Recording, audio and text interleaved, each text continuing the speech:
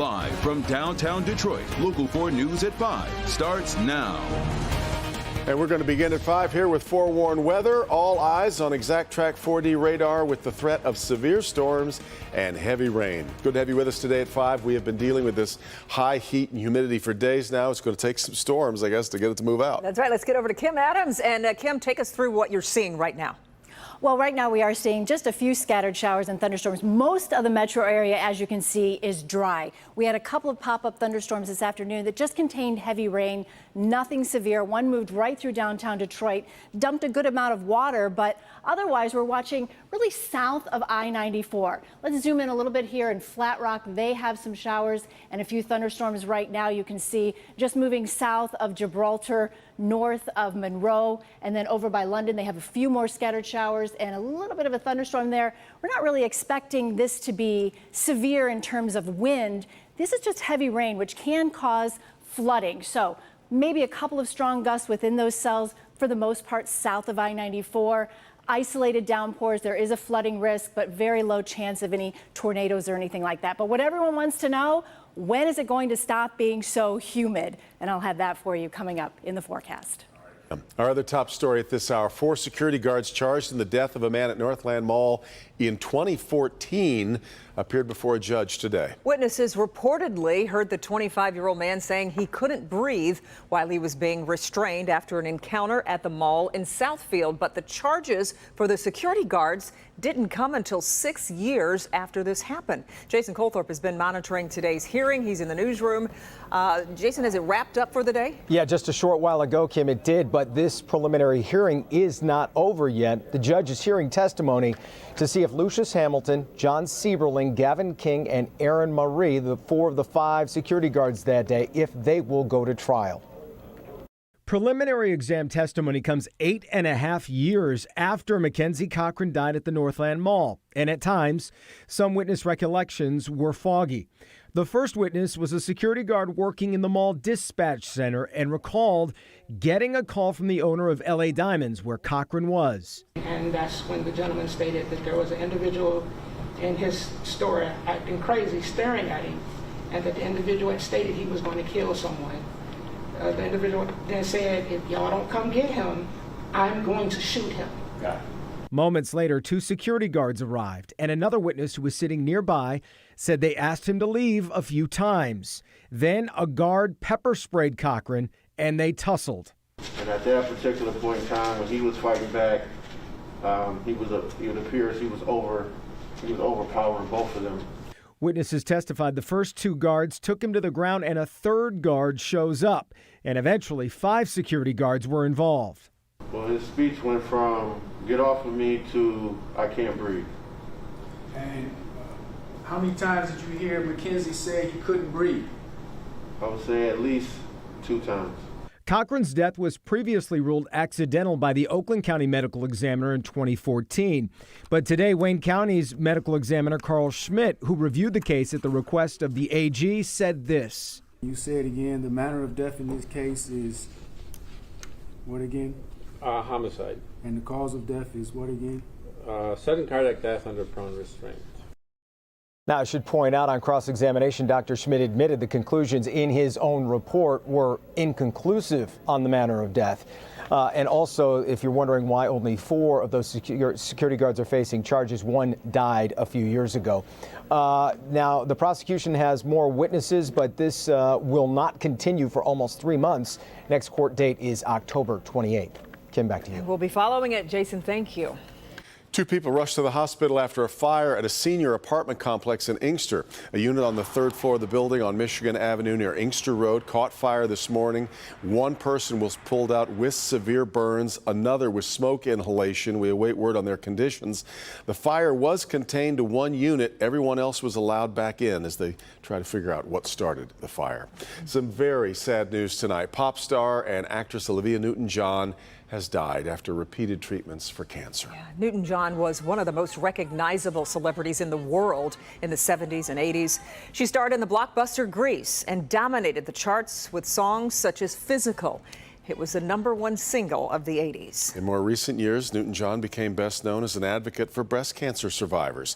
First diagnosed in 1992, and over those 30 years dealt with several other bouts of cancer. Her family says she died peacefully at her ranch in Southern California this morning. And tonight, John Travolta is remembering her in an Instagram post. Travolta writes, quote, "My dearest Olivia, you made all of our lives so much better. Your impact was incredible. I love you so much." Olivia Newton John was 73. So young. Yeah. Well, 1 year to the day of his death, a heartbroken mother is suing Detroit police for the fatal shooting of her son. The lawsuit claims Michael Adams was shot several times in the back by officers at the corner of East Grand Boulevard in Milwaukee. Mara McDonald live on this story tonight. Mara. Hi, Devin. You know, the family is essentially saying they've been getting nothing but the runaround from the police department and the prosecutor's office for the last year. And now they have an attorney who's filed a $20 million lawsuit against the department. Let me show you.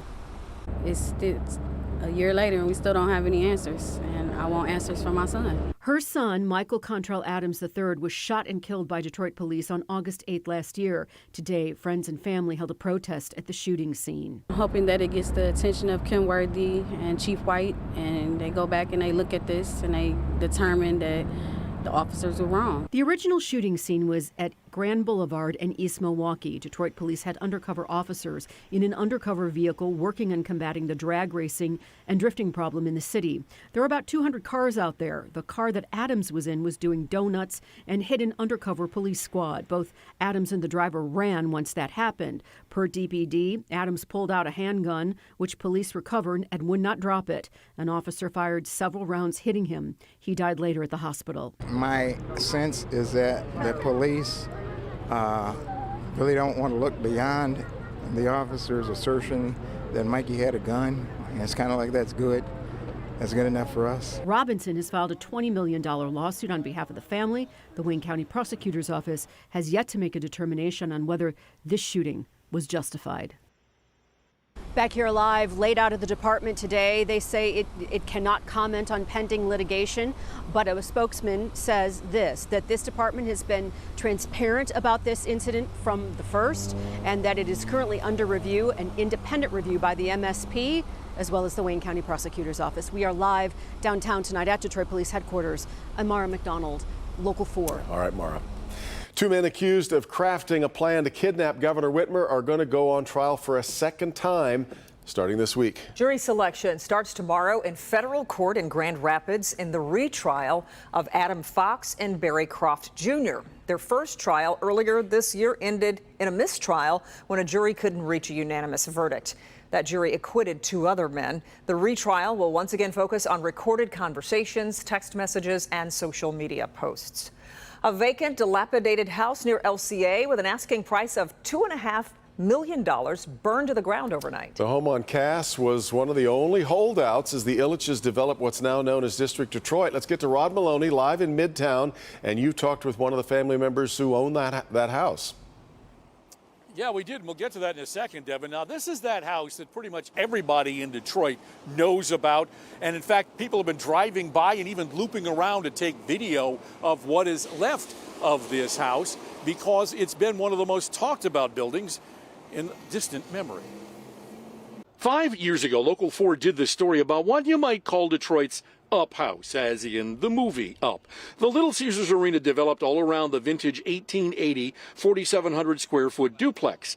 The buyer refusing to sell for the offered price. Marketed for $5 million, then realtor Darren Johnson said they hoped a buyer would build a nice 3-story restaurant, social club.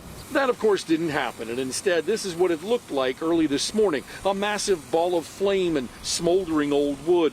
Lauren Brash lives in the nearby Eddystone building and shot this video of 2712 Cass Avenue burning. She awoke at 4, saw nothing. 9 minutes later, I just saw just orange. It was like when that very intense heat, and you could smell the smoke up in my apartment. She also shot this impressive time-lapse video.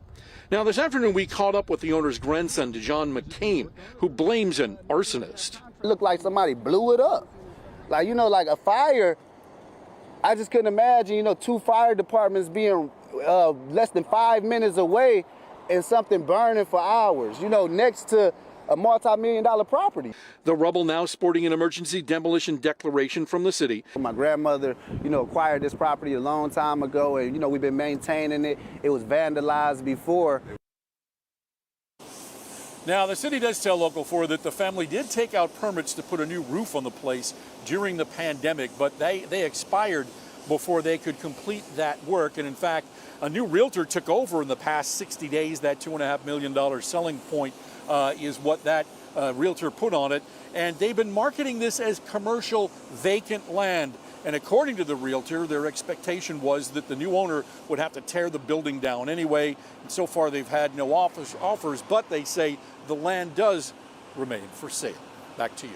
Rod, when this headline first broke today, eyebrows were arching all over town. What are you hearing from the fire department about a possible cause?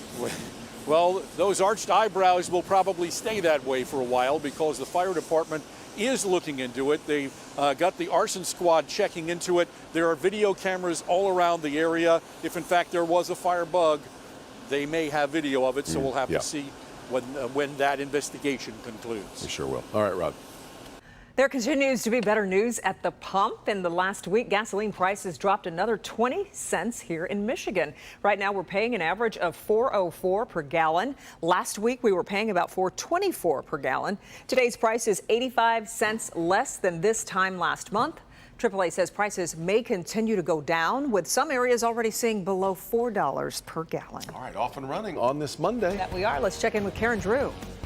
Empty, boarded up, and destroyed. We're back in the neighborhood where 7 people were shot and 1 was killed over the weekend. These are difficult times. Talking to former police chief Ike McKinnon, getting his perspective on this violence. What are we as responsible Detroiters going to do? Our conversation and talk of solutions coming up. Also, neighbors did everything they could, but it was just too late. New here at 5, what we're learning about a deadly fire on Detroit's east side. Sean.